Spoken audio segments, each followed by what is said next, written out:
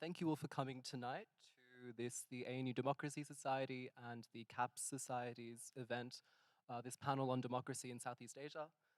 My name's Sange, I'm the secretary of the Democracy Society, and it's been a real pleasure to work with Andre, the president of CAPS, for the past couple of months just to put on this event.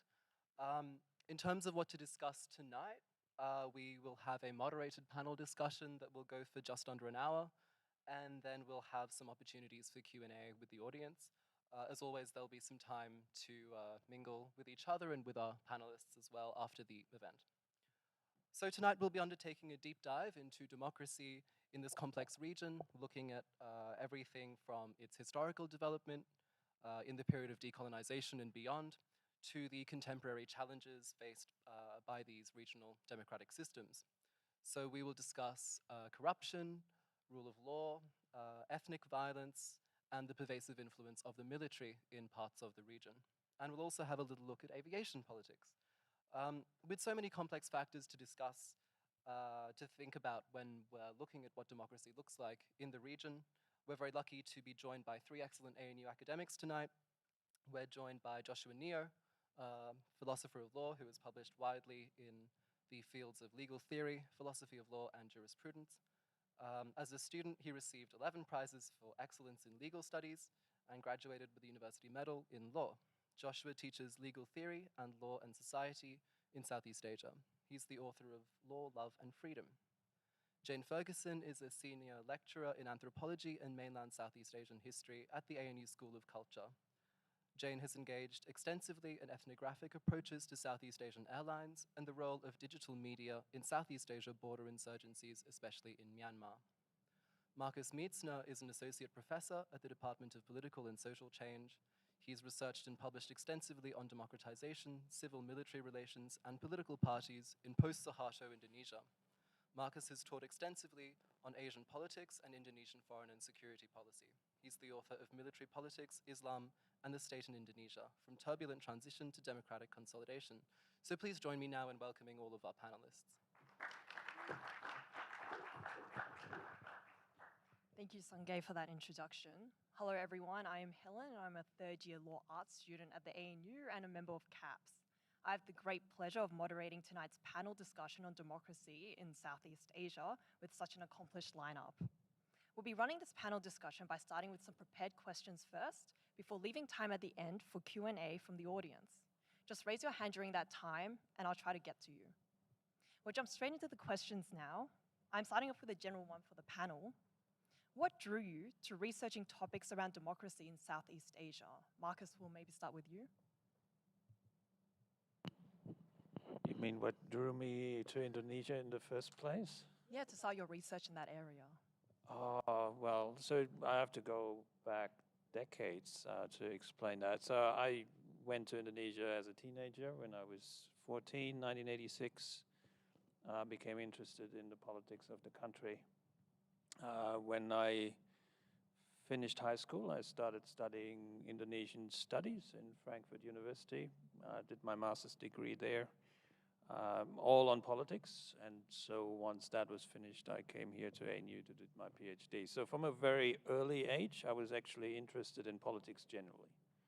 That was German politics at the time. I remember even when I was 8 years old, I was actively following federal elections and so forth. But then I combined the interest in politics with the interest in Indonesia, partly also because it was a niche subject.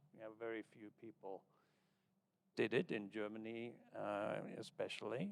And so I decided strategically as well, rather than being the 200,000th student doing German politics at university, I wanted to be one of the few who does actually Southeast Asian politics, and particularly Indonesian politics. So it's not maybe a philosophical answer. It's often one that's sort of tied into your biography, and I'm sure it's the same with my colleagues. Thank you, Marcus, for that. And I'm glad to see that at least now there also seems to be more people who are interested in Southeast Asia politics than at Germany in the time. Jane, we might move on to you with the question of why you chose to start researching topics around democracy in Southeast Asia. Well, actually, I would say I chose very non-democratic topics because I was studying military coups and insurgencies and not electoral politics, so very much the other side of that coin. But much like Marcus in some ways, I had been an exchange student, but also a student activist when I was an undergraduate, and I did an exchange year at Chiang Mai University a couple of decades ago, but got to know some exiled student radicals from Burma, from the 1988 Myanmar generation of student activists who were in exile at Chiang Mai University. And it was more of a personal connection than a specifically cerebral connection. I used to play bass in a grunge band. You haven't heard of it, there's a reason why. But they loved guitar culture and rock and roll culture, and then were also activists like myself in certain ways. And I was very humbled by the fact that because of their political ideas, they couldn't live in their homeland. So it was spending time with them. And then later I took an interest. I had done anthropology, but and also media production. And I worked at a human rights video production NGO in Thailand about Thai-Burma border issues. So it was more personal experience that later I was, as in studying anthropology and history, that I was able to explore more deeply in terms of an academic topic, in addition to the social and personal connections that I was making with different people. Thank you, Jane. And I'm sure there are quite a few people out there who think that policy and democracy and coups are on the flip side of the same coin. We'll move to you now, Joshua.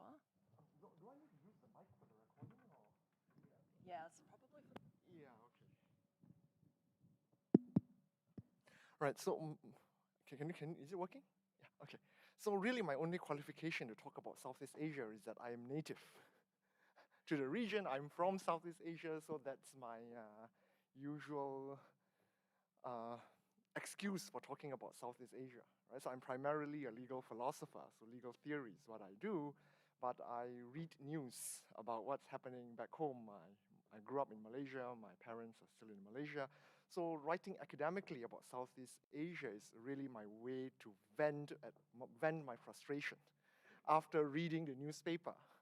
All right, I feel really frustrated, and those who are more activists, who has a more activist personality, will actually do something about it, but I'm an academic, so I do nothing about it, but just sit down and write about it. So that's how I got into writing about politics in Southeast Asia and teaching this course on law and society in Southeast Asia. Thank you, Joshua. That was a good introduction to each of you broadly, and I'd now like to dive in a bit deeper into your individual areas of expertise. Jane, we'll start with you. You teach a fascinating course titled Airlines in Asia and the Pacific. This unique course draws on the geopolitical, technical, and cultural complexities of the aviation industry in the Asia-Pacific region. Could you tell us more about your work with aviation and how aviation fits into the political transformations in Southeast Asian politics?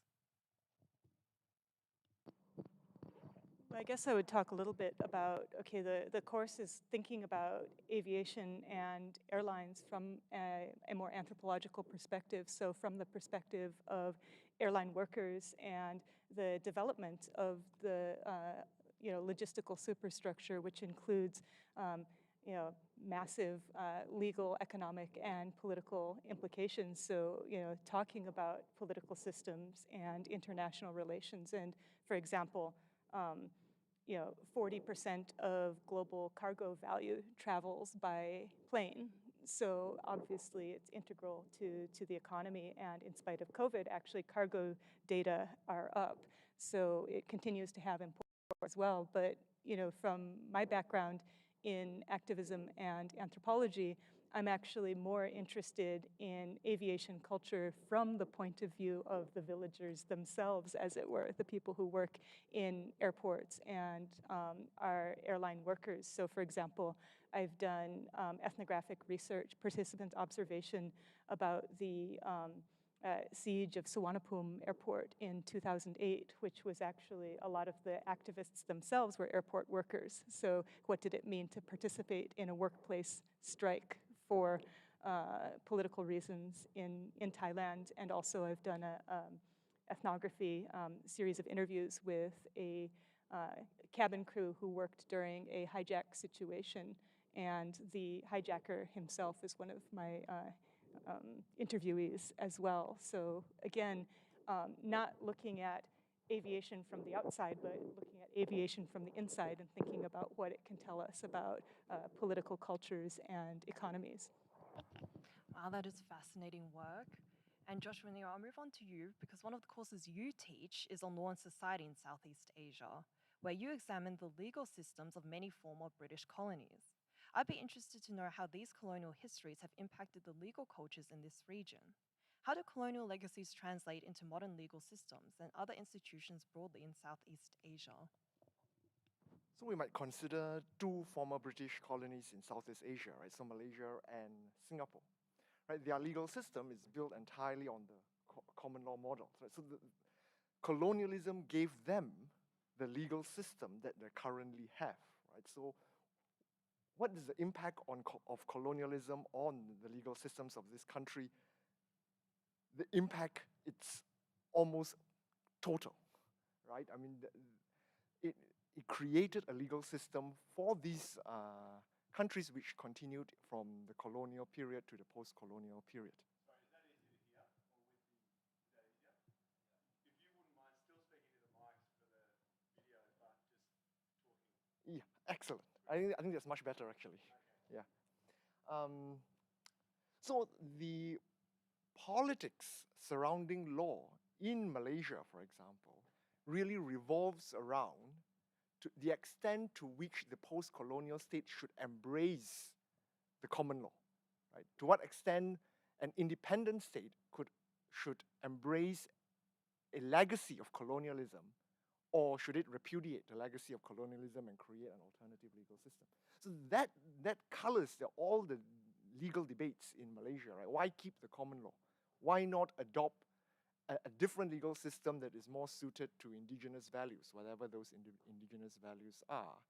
So the current legal controversies are defined in relation to the colonial inheritance. And I also teach Hong Kong in the course, and in Hong Kong, the current debate is all about that, right? To what a return to China, how much of a return should there be? Does it mean repudiating the common law and adopting the PRC legal system, or keeping the common law? And that is the fault line, right?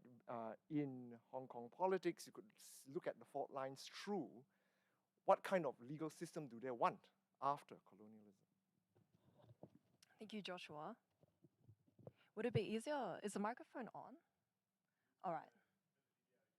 Yes. Oh, okay. I see. So I'll talk a bit louder then. Yeah. So thank you for that on the colonial legacy, Joshua.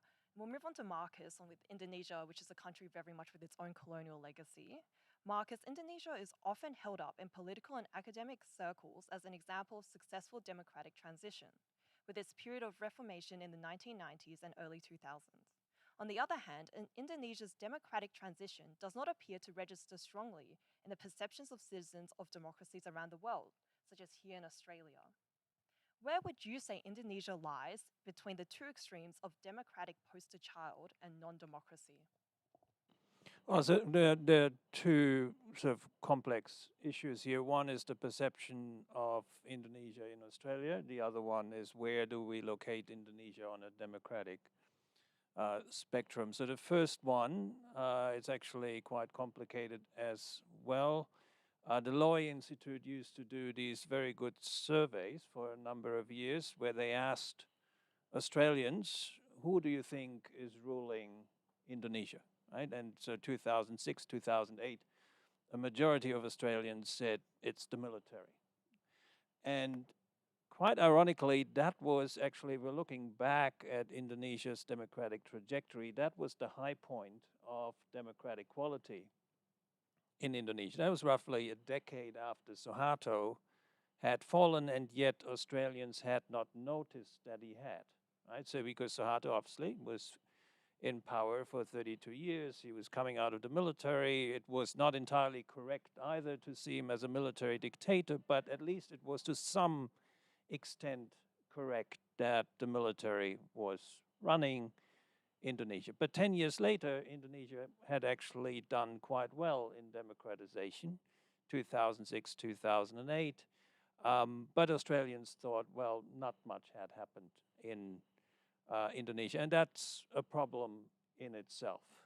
Now, and Lowy Institute, unfortunately, is no longer asking this question. I would be very interested to see what the answer would be now. Now there's a more general question to Australians whether they believe whether Indonesia is a democracy, yes or no.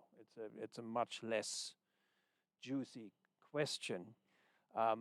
And so now Australians are catching up with the fact that Indonesia is in fact an electoral democracy, but Indonesia itself is declining in its democratic quality, right? So the way I portray Indonesia's democratic trajectory is roughly that there was a very rapid wave of democratization after Suharto's fall in 1998, massive reform changes in the country.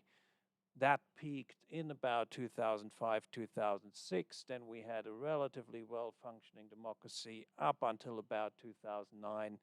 Then a period of stagnation until the end of the 2010s, and now we're in a phase of regression, right? So, and many democracy indexes would share that view.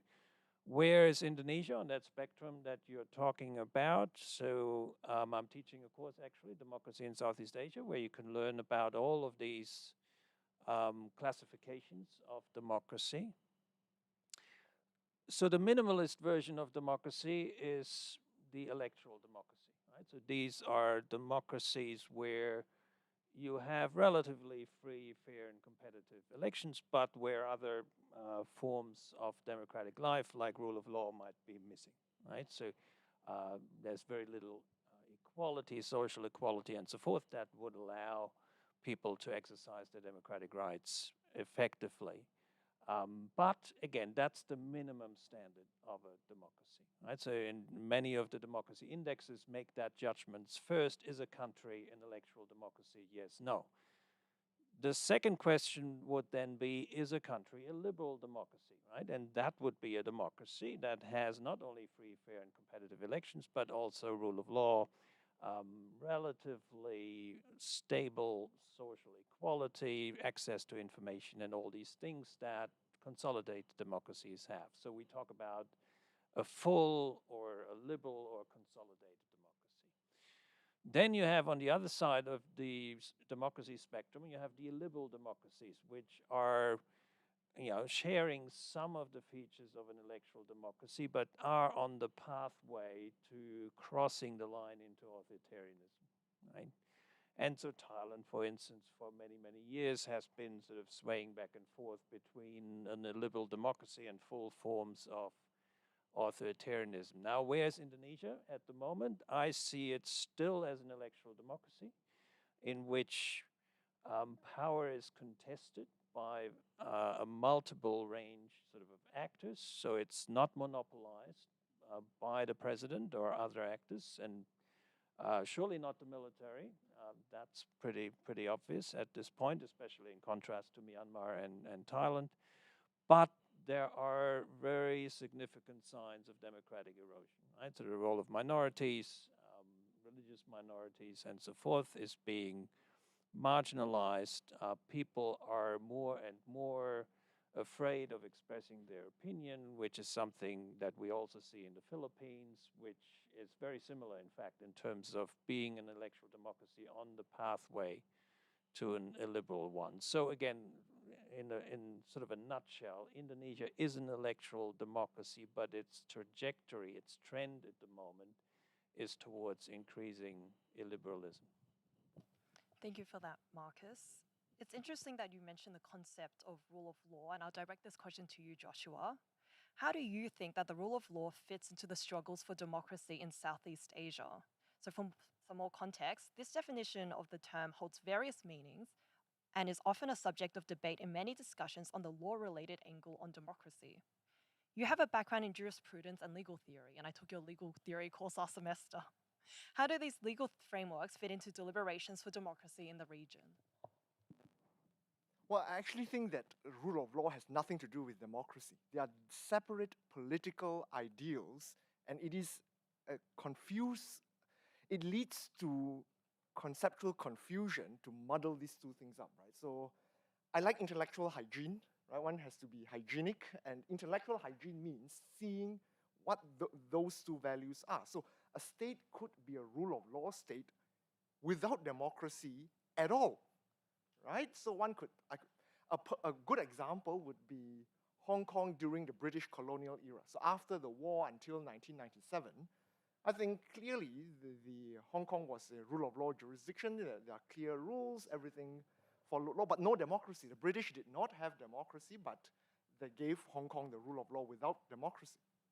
Right? You can have rule of law without democracy. Now, it might be better to have rule of law plus democracy. That is like saying, I want two goodies as opposed to one goodie. Right? But it does not mean that you can't have one goodie without the other. Now, Singapore is another example. Now, whether you classify Singapore as a democratic state or a not democratic state or a partial democratic state, however you fall on the democracy question, Singapore is clearly a rule of law compliant state. Right? Again, another example, if you need, that they don't have to come together. So in response to your question, very little. So would it be correct to say that you're saying there is no necessary connection between democracy and the rule of law? Yeah, there is, that is right. Now, with only one caveat, I suppose it is difficult to imagine how a state could be democratic without the rule of law. I mean, the inverse need not hold, right? I've said that you can have the rule of law without democracy, and I think that is right.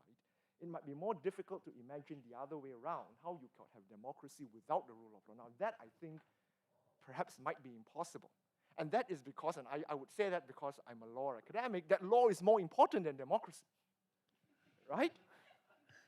In fact, if there is no law, you can't have any other political system on top of that, right? So because law is foundational to state formation, you can't have democracy without law. But you can have it, the other way around is perfectly fine. So if we think democracy and law, which is more important, definitely law. So for the panelists, I'd just like to say that although I am directing these questions individually, feel free to jump in if you'd like to respond to anything. I mean, he just sort of took my point, which I was about to make, which is that, yes, you can have law without democracy, but you cannot have democracy without rule of law. Denying that would ruin the entire democracy theory. It's not your field, I'm sure, but in democracy theory, there are these components of democracy that need to be present for democracy to be present. And if you take rule of law out of that, you end up again with just the most minimalist version of a democracy, which is an electoral one. I think that's exactly right, right? And because as far as law is concerned, democracy is just a method of producing law. Right? From the jurisprudential perspective, why do we care about democracy? Because democracy is a way to produce law for lawyers. Right? And once the law has been produced through the democratic process, lawyers then have stuff to do. Right now. So that is entirely right, because if democracy requires law, because if there's no law, what is democracy producing? Right? Democracy is producing rules for the legal system. Thank you.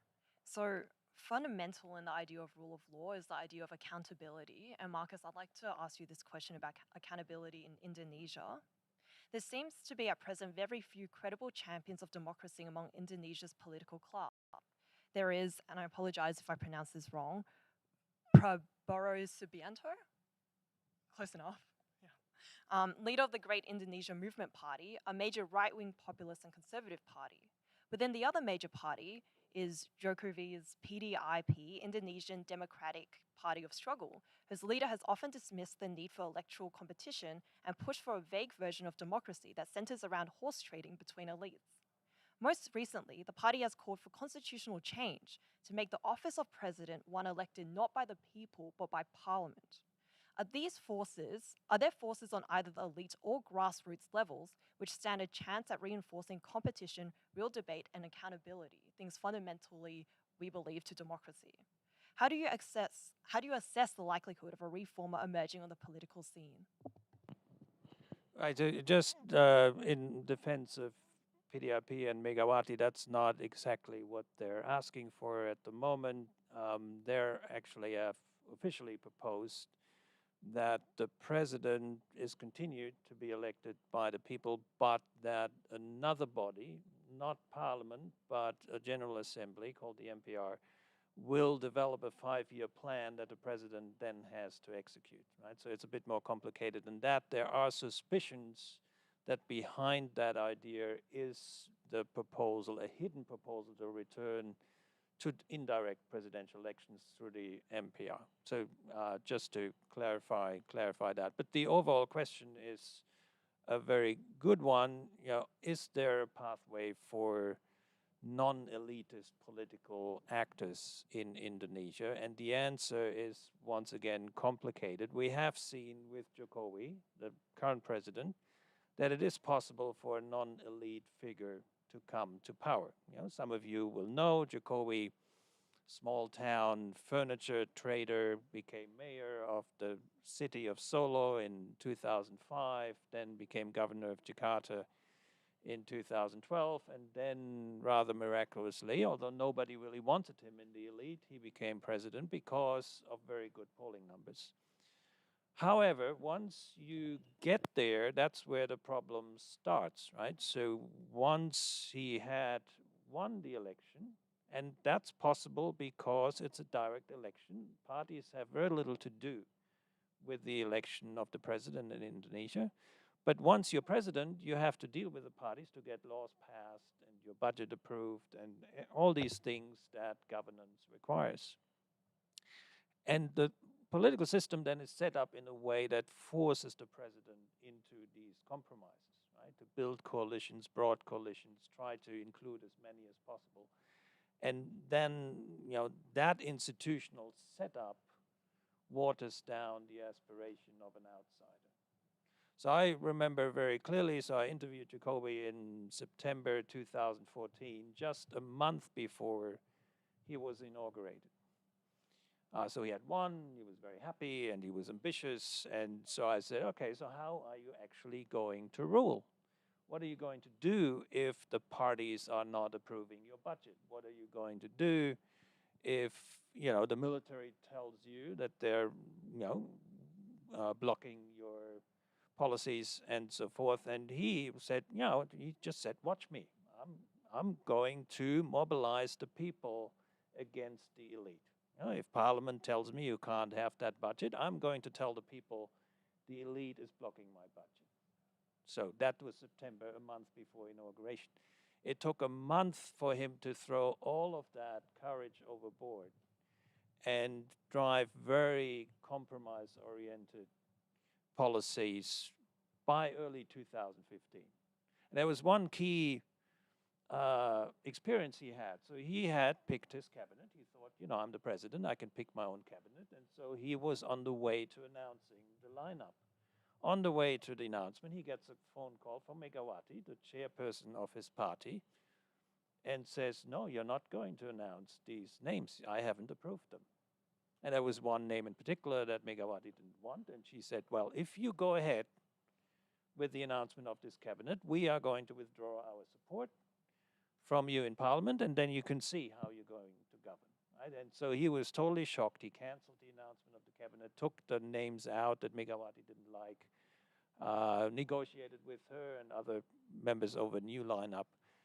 And so he had learned his lesson. And from there on, he became a compromise-oriented president who doesn't really try to be the outsider that he was elected as, right? And so the answer is it is possible in Indonesia to win elections as outsiders with an outsider message, but it is very difficult to govern as an outsider.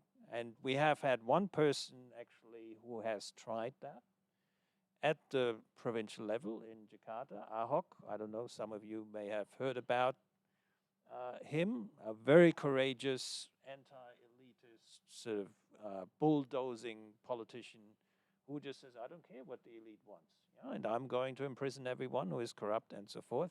Of course, he at the end ended up in prison because the elite mobilized against him. They found a blasphemy case against him, and he spent 2 years in prison and is now sort of out of politics. So there are warnings towards these outsiders. This is what's happening to you if you don't make compromises with the established elites.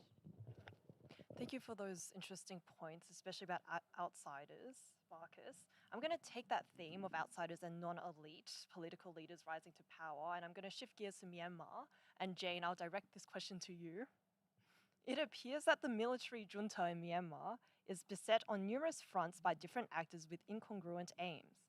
ASEAN has formulated a regional position that focuses on stemming the violence as a possible means to an eventual political solution. Countries such as the US have articulated strong opposition to the junta while showing no interest in getting involved themselves. Internally, large swaths of Myanmar's population have come out onto the streets, with the largest protests since 2007, alongside ethnic minorities that continue to fight for greater federalism or even separation. With all of these different players holding interconnected but not at all identical goals, to whom should we look to provide the best hope for restoring democracy in Myanmar?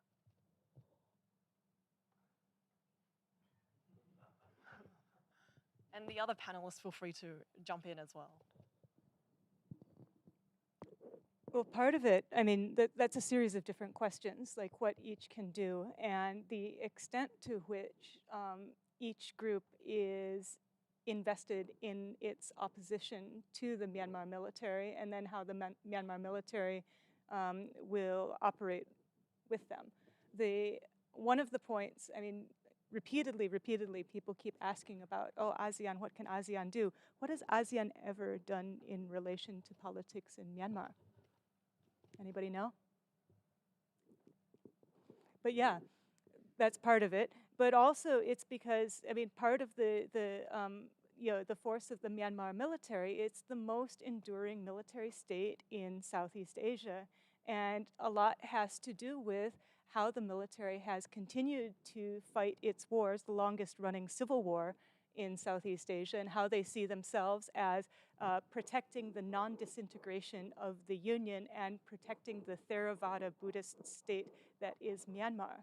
So they're not enthusiastic about getting advice from ASEAN or other places. So that's part of it. And it has been a domestically focused policy of keeping up and maintaining their power within an ongoing civil war. So part of it is kind of understanding what's the DNA of this military government and how do they see themselves in relation to looking at, rather than looking at the people as necessarily as citizens, but as potential enemies of the state.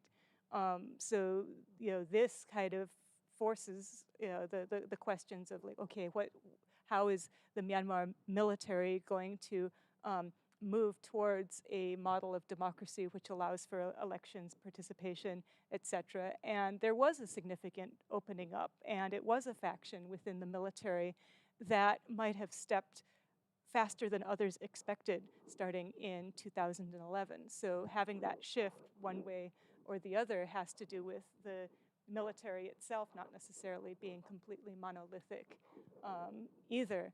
But the other point too is that the large-scale civil movements and uprisings, these are tremendous demonstrations of civil society, and people are learning through doing and moving forward and expressing what they want, and that does give me a lot of hope in the amazing things that people are doing. Of course, I'm deeply concerned. I have close friends that have been detained, and other aspects of it that ethnic minority groups, for example, 2 days ago, another event of skirmishes between one of the Shan insurgencies in the south and one of the Shan insurgencies in the north. So not every group in Myanmar is on the same page in relation to each other and in relation to the military junta either. So where shall we put our hope in the future? I put it in people in Myanmar themselves, and that there is incredible activism, there's incredible grassroots work that's being done there. Thank you for that, Jane. It sounds like there has been very little external help from, for example, ASEAN, as you said, for the situation in Myanmar. What does the panel think about the argument that the lack of external intervention is actually creating legitimacy for the new regime? So for some context, ASEAN, for example, has spent most of its efforts opposing the use of force in Myanmar rather than supporting the democratic opposition and the end of military rule. There's also the question of how much do you expect from a group that got together for economic interests of non-interference? And if you look, so this goes back to the Jakarta summit, right, which Jokowi assembled in order to address the Myanmar question, and two people were absent, and that wasn't a surprise. One was Prayut, the Prime Minister of Thailand, who came to power in the same way that the military in Myanmar came to power, so he has no interest in making that an issue or a threshold for political acceptance within ASEAN. The other one who was absent was Duterte from the Philippines, who also has no interest that human rights violations becomes in any way a political measurement of acceptability within ASEAN. And then you have, of course, ASEAN, ironically at the time chaired by the Sultan of Brunei, one of the last remaining absolutist monarchs in the world. So the expectation, and Jane has referred to that, historically, ASEAN was founded as a club of autocrats. The democratization in ASEAN is a relatively new phenomenon. But the question why they can't interfere in internal matters is also an institutional one. One of the principles of, or the governing principle of ASEAN is non-interference. Right? So that's how it was founded in 1967. Up until now, that principle stands, and the other principle that protects that other principle is the consensus within the group of 10, right? So within the 10 members, each state has the same weight in terms of the vote. Brunei can vote against a decision made by the other 9, and therefore the decision will disintegrate. Right? Laos can object to something, and then no decision can be made. In this particular case, Myanmar, if Myanmar vetoes the decision against its own coup, then there's no decision. Right? So it is illusionary to expect from ASEAN, from this ASEAN, to come out with a strong statement on a coup in a member state when that member state has veto powers in regards to that decision. Yeah, and ironically, of course, is also that the question, why don't they just change the decision-making process? Well, because the decision-making process would have to be changed by decision within ASEAN, and the small states, Brunei, Laos, and so forth, have no interest to give up their massive voting rights, which are now protected by the principle of the organization. Thank you for that. I'd like to switch back to a more internal view of democracy now. And Joshua, I'd like to ask you a question related to your book that you've written titled Law, Love and Freedom, From the Sacred to the Secular. This book examines the base of the law's deep roots in the Judeo-Christian tradition and the connections to secular ideas in the modern legal order. How does this fit into the democratic regimes of the diverse religious landscape in Southeast Asia, with many Christian, Buddhist, and Islamic communities?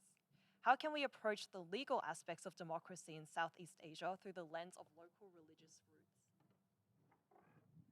And so in the book that you mentioned, Law, Love and Freedom, I tell a story of how democracy arose in the West following the Protestant Reformation.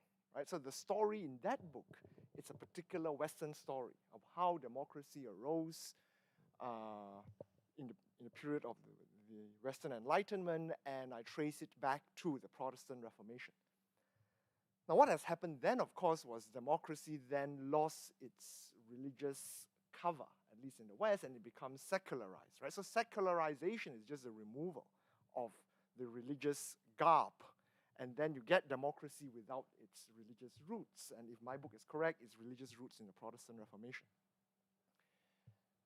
And now if democracy were then to be transplanted to other states in Southeast Asia, for example, it will be transplanted in its secular form, right? Because no one now is talking about transporting Protestant democracy to Southeast Asia. It would be a secular version of democracy. Now the challenge then is, if a majority of your local population, if they are deeply religious, my suspicion is that democracy would have to be re-embedded in a religious vocabulary.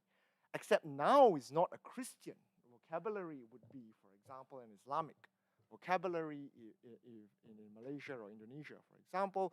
The value of democracy has now had to be reframed in light of the dominant local value. And if the dominant local value is Islamic, democracy would have to be re-embedded within the religious framework, in this case Islamic. But the good news is that, and if my book is right, that it can be done, right? Democracy is not inherently secular. There's no reason why democracy has to be secular.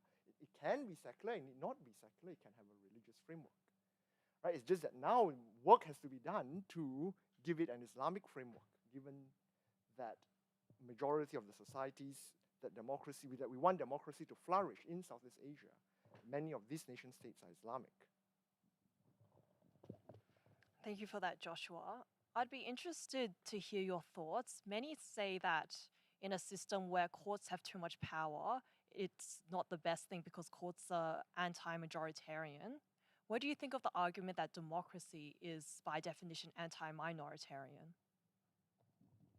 Yeah, of course, I mean, democracy at bottom means majority rule. I mean, what is democracy, right? Democracy means, at the end of the day, you vote, and if you lose the vote, you lose, right? I mean, democracy, whatever else it is, must mean majority will get its way. The problem with courts striking down legislation made by Parliament is that and assuming now Parliament is democratic, it accurately reflects the will of the majority, right? On that assumption, whenever the courts strike down parliamentary legislation, they are acting against the will of the majority. And so there is always going to be this tension. Now, you might think that it is good that courts be able to trump the will of the majority in certain areas. That's fine, but that's exactly what we want the court to do. We want the court to tell the majority, look, in these cases, you, the majority, want this, but no, you will not get it. That's exactly what we want the court to do when we ask the court to strike down parliamentary legislation, right? Now, where do you draw the balance? You have to draw the balance somewhere. We can't tell the court, strike down any and all legislation by the majority that you think is repugnant. We don't want that, right? That is like removing democracy altogether. So the quibble is usually now, in what areas of life do we let judges trump majority will? And that's the problem, and in law faculties, among public law theorists, that's often where the bargaining begins, right? How much power? What areas of life do we remove from the people and give it to a group of unelected judges? Thank you for that, Joshua. We might finish our prepared questions now. We'll move into Q&A. So for Q&A, if anybody present here has a question, put your hand up, and I'll repeat your question so the people online can hear. Otherwise, we also have James looking at comments on the live stream, and if he sees any of your questions, we'll get to them too. Andre?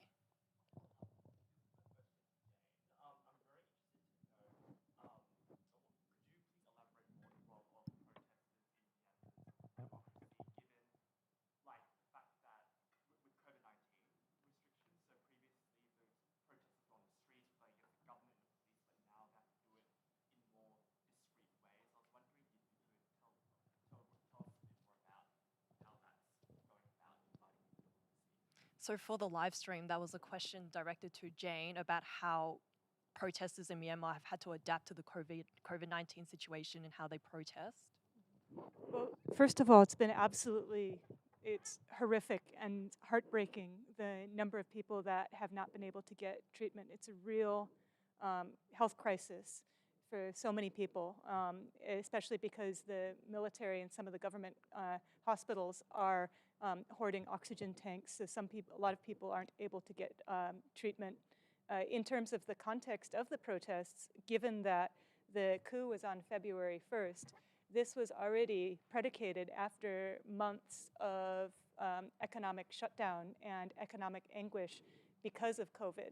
The number of millions of migrant workers in Thailand had to return to Myanmar, and then all of these families that were used to surviving with remittance income were in a really bad way because of the economic issues. So these, the economic issue, COVID, and then the coup, and then the protests and the crackdowns against that, they've compounded and made a much more desperate situation because of that. And obviously, the COVID and the health issue looms large as well. Right after the coup and the beginning of the civil disobedience movement, some hospital workers were choosing to go on strike because of that. And that raised a lot of controversy, because then it's, well, if nurses and doctors stop working, well, who's going to treat the people who are really sick, and is this putting adequate pressure on the government at the expense of the health of these really poor and desperate? So there's, COVID brings along with it a lot of the other economic and political issues as well, and it's a deeply troubling and heartbreaking situation. Every time I wake up in the morning and checking the news feed, it's, incredibly concerning. I don't know how much more I can emphasize how sad and desperate it is. Thank you for that, Jane. And I'm sure all of our hearts go out to those suffering in Myanmar. Did anybody else have a question? We might go to the woman at the back.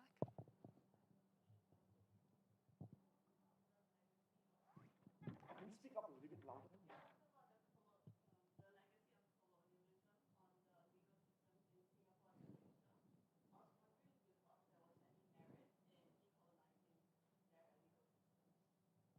So for the live stream, that question was, Joshua talked about the colonial legacy was that Indonesia and Singapore?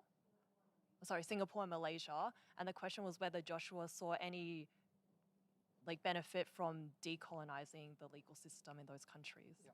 So if by decolonizing the legal system, we mean getting rid of the common law system. So the common law system is a British legal system, right? So if we mean getting rid of the common law system, well, the next question is, okay, well, after we have gotten rid of that, what do we replace it with, right? So whoever wants to decolonize legal systems in Southeast Asia must answer the second question, because we can't have a situation where we get rid of the common law system and we're left with no legal system, right? So what do we replace the common law system with? There must be an alternative standing by, waiting to replace. So let's compare Malaysia and Singapore. In Malaysia, that debate about decolonizing the legal system, it's alive and vibrant because there is an alternative legal system waiting in the wings, waiting to take over the common law system, and that's the Sharia system, right? It's the Islamic legal system. The Sharia system, it's a fully developed legal system just waiting to take over from the common law system, and hence it becomes a live debate. Now, in Singapore, there is no live debate about replacing the common law system. Why? There is no other legal system. Right? If you get rid of the common law system, what do you have? There's no other alternative system. So that is precisely why the political debate about decolonizing the legal system in Malaysia, it's so intense, because there is indeed another system that could take over from the common law, in a way that in Singapore there is no other legal system that is competing with the common law. Does that answer your question? Thank you for that, Joshua. I'll take another question. Yes, I saw a hand from the back.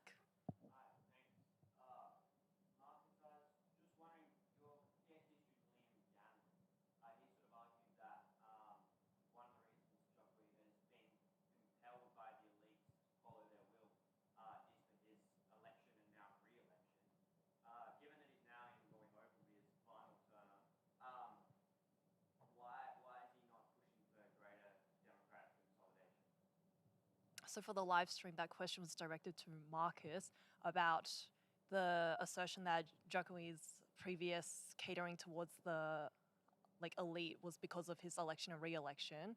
And so now that we're in what we hope to be his final term, why hasn't he really changed that policy outlook? Well, first, and your question sort of implies that there's a big question mark whether this is actually his final term. We are already in debates whether through some change of the constitution he could serve either a third term or a 3-year extension of his current term and so forth.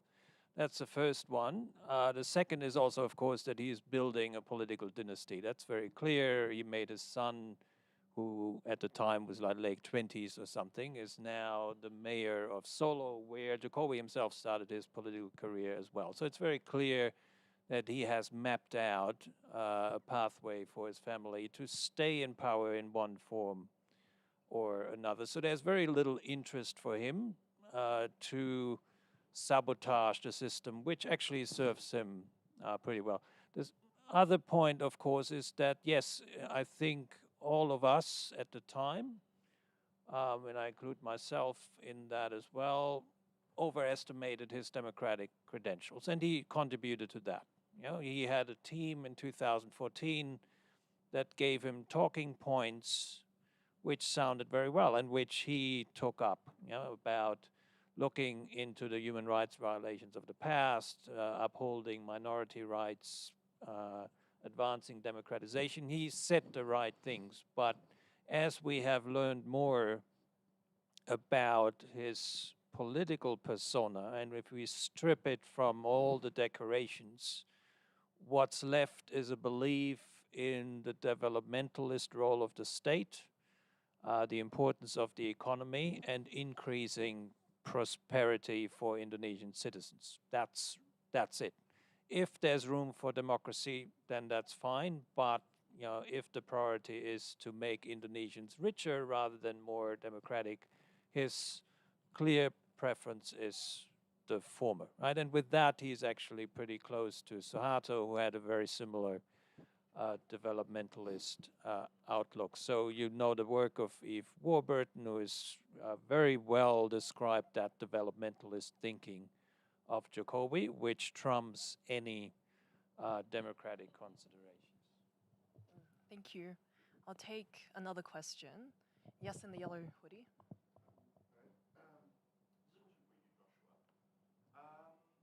As you mentioned, there were the three major common law states within Asia: Hong Kong, Malaysia, and Singapore. Out of them, Malaysia has seen a change in government recently from 60 years or 50 years of rule under Meher, and now under Mahathir. Was under Mahathir, and now under Muhyiddin. How has that impacted the sort of relationship between the political executive and the legal court system in Malaysia, and how has that either enhanced or regressed the rule of law in Malaysia, and what sort of implications does that have for when, if or when PAP loses an election, maybe, or if Hong Kong continues? Yeah, thanks. So in the regime change in Malaysia, the change of government first to Pakatan and now back to UMNO and Perikatan, the courts have stayed out of it, right? The courts have stayed out of it. This is a political issue. We don't get involved. Now, I think by and large, that was the right attitude for the courts to have taken, right? Change of government in parliament, that's a political matter. The courts should rightly stay out of it, right? Just as when Gough Whitlam was sacked by John Kerr, the courts here rightly said, sort it out in parliament, right? Whatever battles you want to fight, parliament is the right place to fight the battle. So the courts in Malaysia have largely stayed out of the changes in government, including the change of government midterm, right? So it's a parliamentary matter. Now, this business about changing government midterm, it's because Malaysia has adopted a parliamentary model of democracy, right? There are many forms of democracy. Parliamentary democracy is one form, which is the form of democracy that Malaysia, so that Australia has adopted, and Singapore as well. Was it a considered opinion? Why did they choose the parliamentary form of democracy. Well, it's just because they inherited it from the British. The British had a parliamentary form of democracy, gave it to Australia, gave it to Malaysia, gave it to Singapore. It creates, parliamentary style democracy creates a more volatile form of democracy, right, where government can be changed midterm. And I think that the key thing here is that it's for Parliament to sort it out, right? And so in response to your question, very little for the courts to do. Joshua, I'd just like to hear your elaboration on the idea that I think in the question, if Parliament did choose to pass policies that were, for example, impeding on the rule of law or creating the laws, when do you think the courts should step in? Only if the legislation is unconstitutional. Only if you can find something in the Constitution, say, look, what you have done here is against Article 11 of the Constitution. Well, then, of course, the courts should step in. But the courts have no role to play. If you think this law is immoral, this law is unjust, Parliament sorts it out, right? Courts only have a role when you have against parliamentary legislation if you can point to a provision in the Constitution that legislation has infringed. Now, this is the lawyer speaking, right? But that is how the system is meant to run. Because otherwise, if courts can just step in whenever they don't like a legislation, don't like a piece of legislation, we don't have democracy anymore, right? We have ruled by judges. Yeah? So in response to your question, courts have no role to play in legislation making. They only have a limited role to play to strike down legislation if and only if it is against a provision of the Constitution. Thank you for that, Joshua. I'll take another question. Yes, with a scarf.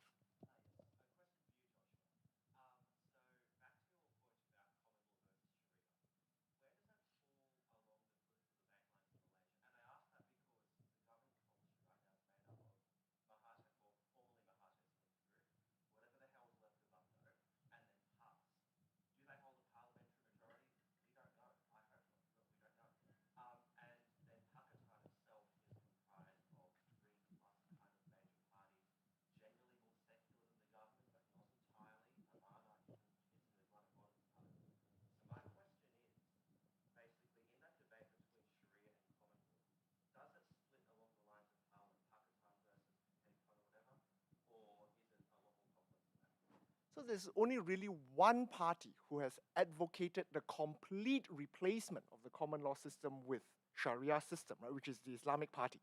There's only one party. So, and then the other Malay Muslim-based parties are less extreme in that, right? They just want a greater role for Islamic courts, a greater role for Sharia law. They don't advocate for the complete replacement of the common law system with the Sharia system. So there's only one party that has tried to do that, and they tried to do that at the state level. So when the Islamic Party won Kelantan and for a while Terengganu, 2 states, they tried to replace the legal system, the common law system, with an Islamic system to be stopped by the Constitution. Right? The Constitution says you can't do that. You are only a constituent state of the federation.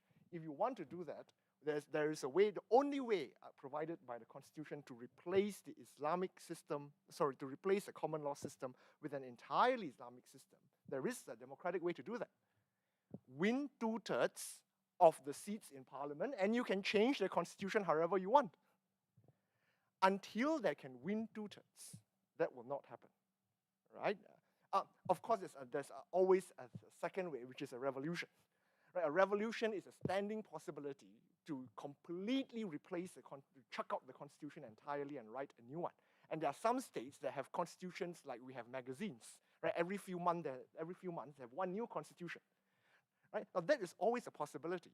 But short of that, the only way that can be done in the current constitutional scheme is for the party to win 2/3 of seats in parliament, and it's very unlikely that they're able to win 2/3 of seats in the federal parliament. They can win it at a state level, but not at a federal level.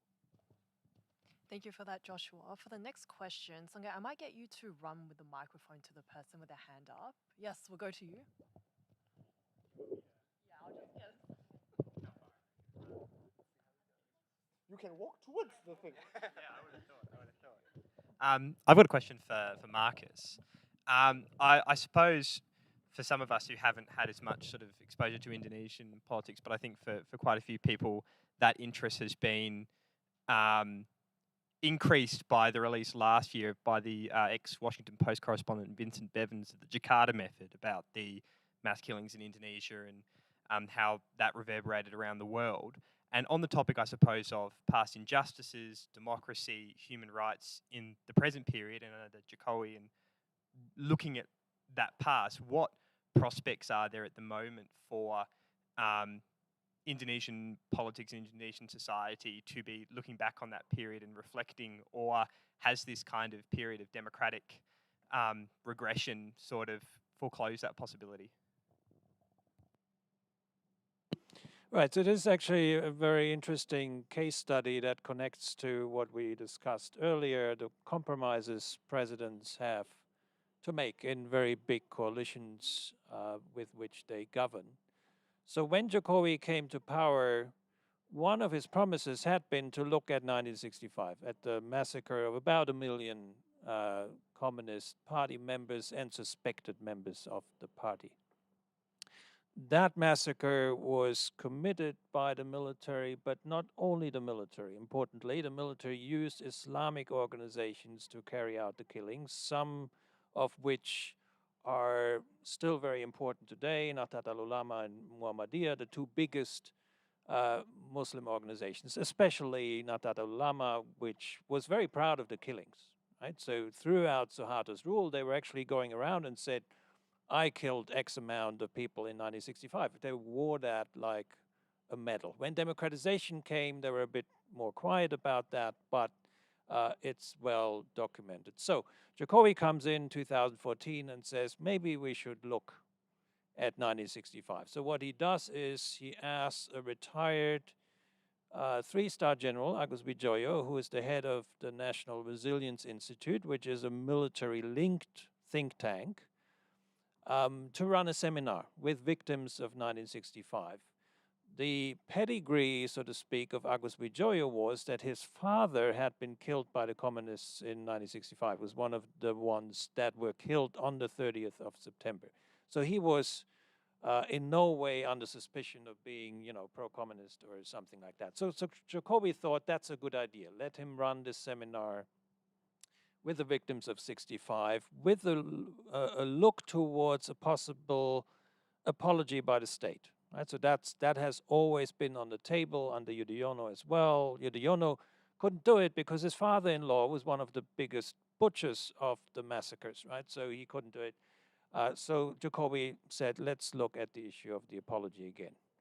At the time, so this is first half of 2016, Jokowi is in a political crisis with the police.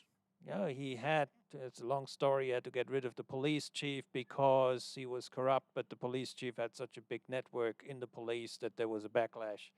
What did Jokowi do? He turned to the military for support, which is, again, what presidents do. One partner gets a bit disloyal, you turn towards the other. The military, in return for that favor, said, but we want you to kill that initiative on 1965. Right? We don't like that seminar. We don't want the narrative to be changed. We don't want an apology. So if you want us to back up your government, that needs to go. And Jokowi made the deal. Right? And so the seminar ended nowhere. Agus Wijoyo was sidelined. There's no talk of an apology anymore. In fact, Jokowi was forced to come out to make that official, said we will not apologize. And even on top of that, he joined this, there was a new anti-communist hype in 2017, right? So the military didn't stop there. They wanted the next level, which basically said, not only don't we want an apology for 1965, we actually believe communism is still the biggest threat Indonesia faces. And Jokowi, in front of parliament, echoed even that. And once we heard him saying that, we knew this was a dead issue. He had sacrificed a very important issue that you mentioned there, again, for political convenience. It's also true, again, so the NU, for instance, Nahdlatul Ulama is very important for his government as well. They too would have opposed an apology for 1965. So the incentives to do that for a sitting president without actually destabilizing their government is extremely low. Thank you for that. I'll give the microphone again for somebody with a question. Yes, Izzy.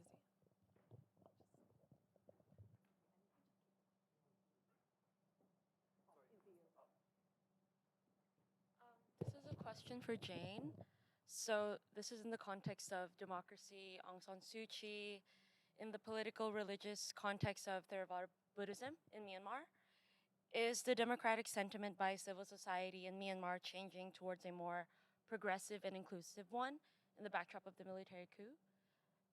Or will it just be sort of a wishful thinking phenomenon at the moment, like considering like civil patterns and all that? Yeah. That's a tough question because it could be both at once, actually. You know, this point about how you know, Aung San Suu Kyi has long represented the icon for civil rights or human rights and democracy in Myanmar, the daughter of the father of Burmese independence, or she would even still refer to the Tatmadaw, the military, as my father's army, which we can wonder to what extent that really rings true for a lot of the activists on the street today. And a lot of people still you know, see her as that icon. But on the other hand, there are a lot of activists that are of the much younger generation that see beyond just bringing back her or the regime that she helped to bring in the past decade. So there's a bit of each. There's also the point as well that there are people, activists, that are talking about revising the citizenship laws to be much more inclusive and to you know, give more rights, extend citizenship rights potentially to the marginalized Rohingya. The extent to which it's because everybody has a common enemy that's the military right now, and then they realize that, oh, perhaps we shouldn't have sided with the military when this latest crisis happened in 2017. There's people who may have changed their minds about that. What is clear is that this massive movement is incredibly transformative. And so I think there's elements of both in what's going on. So yeah, stay tuned to the news.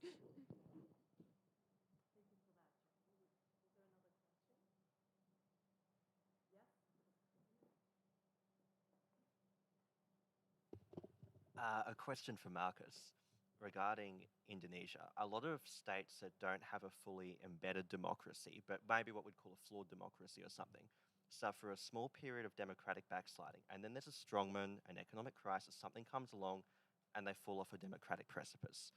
Do you see the potential for that in Indonesia, either under Jokowi or whoever his successor is? Or do you think it might just continue this kind of slow gradient, you know, going back a couple of points each year, but nothing too major? Yeah, so that's a $1 million question, obviously. I mean, we see generally around the world a tendency towards slower degradation of democratic quality, right? So in the 70s, 80s as well, this was the time of the coups, and this is often where democracy ended, right? You had a period of democratization, a military coup or a strongman coming in, ending abruptly periods of democratization. Now we see a much more sophisticated way through which democratic power holders are undermining their own democracy in which they're operating. And obviously Erdogan was the master of this, you know, came in the early 2000s, fully democratically legitimated and step by step dismantled the Turkish democracy, Putin to some extent as well. So it's so slow that at the end of the day, people don't actually realize that democracy is under threat. And one of the things that concerns me most about Indonesia at the moment is looking at the opinion polls, how many people are satisfied with the way democracy is practiced in Indonesia. It's about 80%. It's higher than it's been at any period before, right? And I can only interpret this as meaning, and the same is true for the Philippines, that citizens are actually endorsing the democratic decline that's occurring. Because in the same poll, they are asked, for instance, is it now more difficult to express your opinion freely than it was 10 years ago? Vast majority says, yes, it is more difficult. But at the same time, then they say, I'm happy with democracy and the way it's being practiced. And as you know, Duterte commands 80, 90% approval ratings in the Philippines from the same people who also say that under his rule, it's difficult to express their opinions. So what we see in society is an increasing tolerance towards illiberalism, in fact, an endorsement of that, and it has religious reasons as well, where an increasingly majoritarian understanding of democracy is practiced, and that's what I wanted to say earlier, right? So if we talk about democracy, the danger of narrowing that definition on a majoritarian understanding of democracy is, of course, that it's compatible with fully illiberal rule, right? And so if you ask somebody in Indonesia from the Islamist political spectrum or in the Philippines, diehard supporter of Duterte, they think their support for strongman rule is actually compatible with democracy because, in both cases, 80% say that's the kind of democracy we want, right? And so what we do see, and there's some very good research about this in the Philippines, where anthropologists actually have done a series of interviews with middle-class citizens in the Philippines about why they support Duterte and why they still think they're democratic. And the answer is a very interesting one. They say democracy needs order. And somebody needs to impose order on democracy. Democracy without order cannot function. And so Duterte is the man who brings order. Yet we do think that is still democracy. In Indonesia, the argument is a majoritarianist one from the Islamist side to say, we are the majority, have always been, 89% of Indonesians are Muslim, therefore we should have the right to rule. Right? So that's democratic in a majoritarian understanding of democracy, but not under one, and that's where you brought in the constitution. Democracies require constitutions that protect a set of civil liberties that are non-negotiable in an election or in other democratic processes, right? And so this is where this dilemma comes in. So Indonesia at the moment, to come back to your initial question, is in that slow decline. Whether there will be some sort of strongman, Prabowo is going to run again in 2024. If there's an election at all, again, that's all at the moment being renegotiated. So either we see this decline, but not a rupture of democratic of a democratic trajectory, or Prabowo wins and becomes another Erdogan and another Duterte or another Prayut. We don't know that yet. My personal feeling is the former is going to happen. There will be some sort of democratic competitiveness because actually the elite works well with it, right? So there are few elite players at the moment that would like to see a reestablishment of a full autocracy because they think they might lose out on some of the privileges that they have today.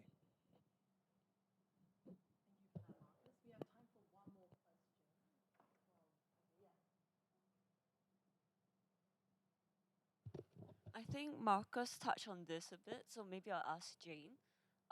Do you think that the rise of populism will have an effect on democracy in Southeast Asia? Do you will affect democracy in Southeast Asia? I think it impacts democracy everywhere. I mean, thinking about there's class relations, there's representing interests. Thinking about how, for example, in Thailand, that the middle class movements in the 1990s brought about the 1997 People's Constitution that was seen as being more towards the educated middle class rather than the super elites. But then on the other hand, in some ways, Thaksin Shinawatra was quite clever to figure out how to maximize and get more votes for himself and Thai Rak Thai, and provide concrete things towards the rural poor and to get those people on his side. So there's, especially in Thailand, looking at the periodical that's called the Constitution, is looking at the ways in which these cycles of power create a new basis for a new constitution, which seeks to preserve in some ways that particular group's values, but then they start to erode. How quickly there's cycles of elites in Thailand, and the waiting for the next promissory coup to bring a new kind of constitution that somebody's going to find in changing circumstances ways to circumvent the powerful groups that drafted it. So yes, populism affects not just democracies in Southeast Asia, but around the world. There's different stripes and different brands of brown shirts throughout the 20th and 21st centuries.